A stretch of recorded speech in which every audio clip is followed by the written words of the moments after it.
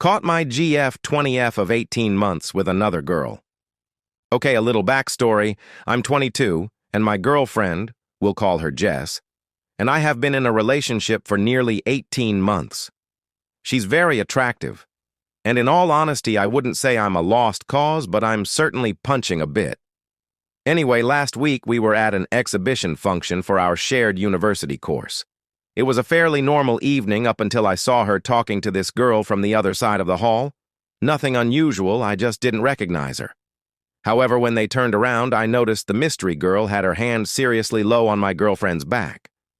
I didn't think much of it at the time, but they were completely inseparable for the entire evening. The next week or so, we were unusually distant from each other. I wanted to make sure nothing was wrong before I went away. I was going to Bristol for the weekend, and I didn't want to leave things on bad terms before I left. But she was having none of it, just being really blunt and such. So I left for my parents, who were giving me a lift to Bristol, but when I got there, Mum said the old man was ill and we wouldn't be going. At least not today.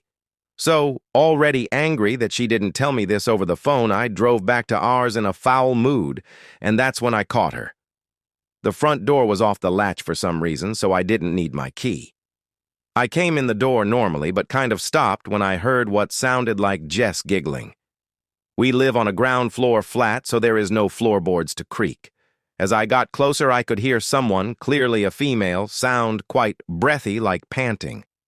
At this point, I thought Jess might have been having some alone time or something, so I was about to make myself known until I looked down and saw a pair of worn pink all-stars that I knew were not Jess's. At this point, confusion was starting to build, and as I turned the corner, our bedroom door was wide open, and there was the girl from the gallery in my fucking bed, and someone was beneath the covers. "What the fuck is this?"